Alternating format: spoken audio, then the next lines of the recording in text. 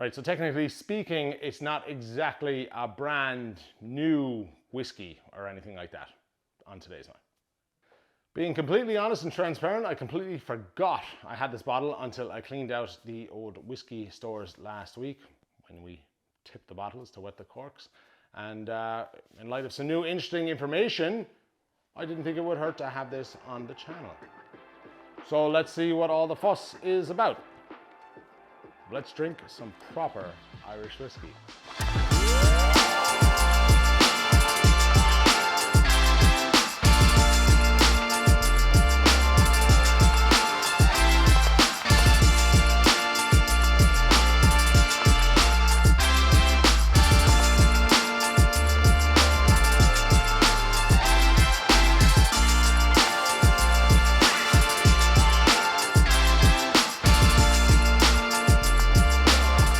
Welcome to Whisky and Whiskey. I'm the Whiskey Chaser Brian here in Christy's Bar, Kilkenny. I hope you're keeping well.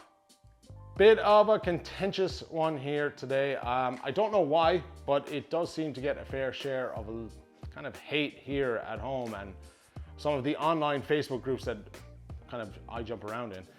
I can't really understand it myself personally, as it's literally just a whiskey. But we're going to have a good look at this today and clear up any misconceptions and also have a little taste. Ladies and gentlemen, this is proper number 12 Irish whiskey. This indeed was released back in 2018, so by now you're probably very aware that at one stage this was Conor McGregor's brand of Irish whiskey, and I say was because back in 2021, Beckel, which is Jose Cuervo's parent company, bought outright Conor McGregor shares in his own Airborne Spirits, and now they own the whole lot. But according to my research, Conor is still set to remain on in the company in some shape or form. So this is very much Irish whiskey. It was sourced and blended and bottled in Bushmills Irish Distillery by former master distiller David Elder. Contrary to what a lot of people in the States think, Conor doesn't own a distillery, he owns a brand. He doesn't distill the whiskey, he sources and blends it and then imports and sells. It's a kind of a basic enough business model these days. The whiskey itself is a blend of grain and malt whiskies that have been previously held in bourbon barrels for 3+ years. I haven't been able to find out any kind of solid age information through various online publications, but I'm guessing this is just barely over the threshold of 3 years-ish. Any hawk-eyed McGregor fans might have seen him holding up a bottle of whiskey back pre-release in 2018 and post-Mayweather fight that was branded as Notorious, and it was a triple distilled pot still Irish whiskey, and it was actually spelled without the E, but there is a dispute over the Notorious brand name, as another Irish whiskey brand held the trademark for it. So as this is a blend, obviously the sourcing of the whiskey has changed up as it uses malt from Bushmills, and they don't produce pot still whiskey, nor do they produce grain whiskies, but to the best of my knowledge, they do acquire it from some of their own whiskies through other Irish distilleries, the grain, that is.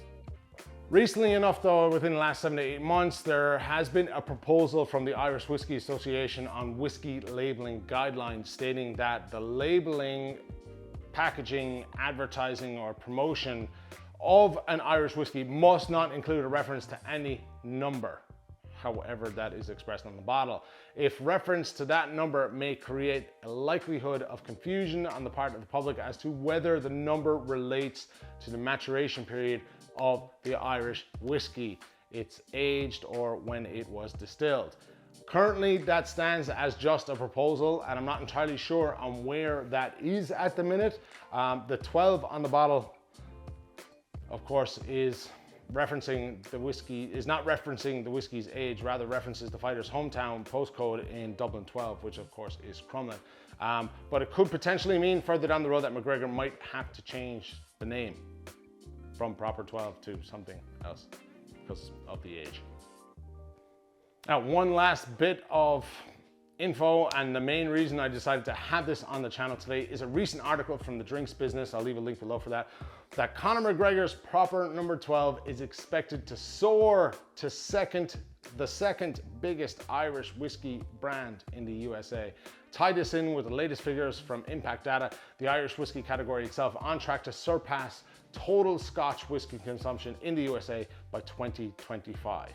Big deal.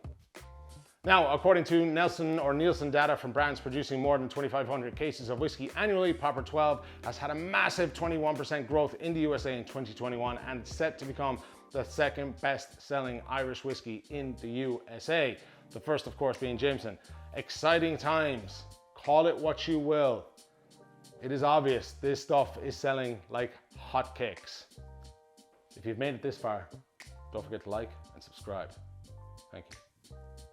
Enough talking, let's pour. That's a healthy dram. So we shall go on to the whiskey now. 40% ABV blended Irish whiskey with malt sourced from Bushmills, just over the 3-year mark. I have no idea where the grain came from. This is about €35 in Tesco's. And we're going to have a little taste now. Okay, so I have given this a minute or two in the glass, let it breathe a little bit. On the nose, there's not a tremendous amount happening here on the nose. If anything, you're getting a kind of vanilla forward, and that's kind of pushing it. Like it's quite subdued. Touch of alcohol hit, not much spice going on there. What is coming through a little bit more than the vanilla is the grain kind of component to it. You get that grainy nose. Not a whole lot of malt of anything. So just kind of more vanilla based thing. Not even a kind of caramel or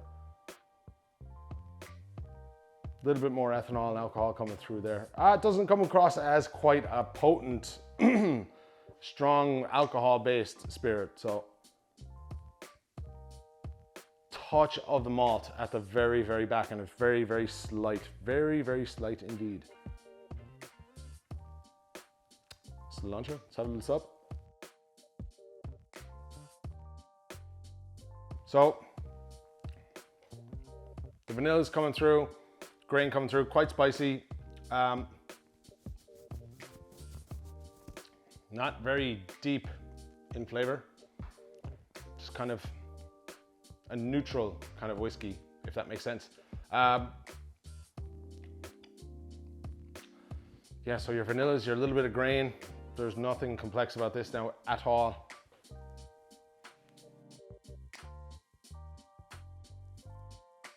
Little kind of hint of kind of lemony, citrusy kind of note at the background there.